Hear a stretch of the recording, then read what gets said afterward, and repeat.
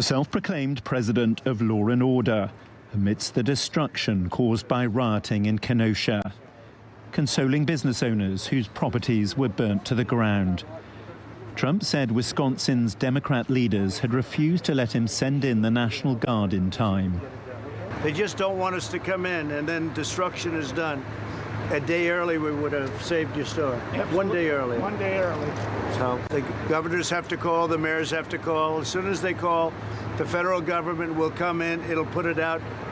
As well as seeing the damage for himself, Trump wanted to thank local law enforcement officials, including from the police force responsible for shooting Jacob Blake. But there was no meeting with Blake's family, who condemned the visit.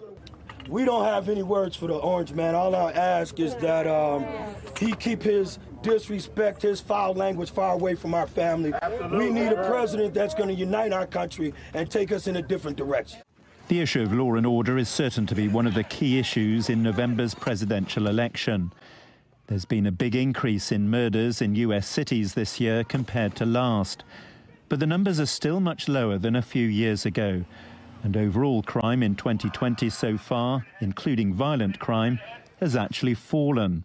But at a round-table discussion, Donald Trump again suggested a victory for the Democrats would be a recipe for lawlessness. To stop the political violence, we must also confront the radical ideology that includes this violence.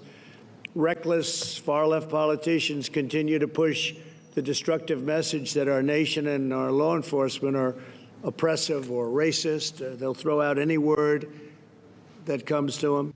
Donald Trump may still be trailing in the opinion polls, but he's calculated that his best chance of victory in November will to be convince a majority of Americans that he's the only candidate who can keep them safe. John Brain, TRT World.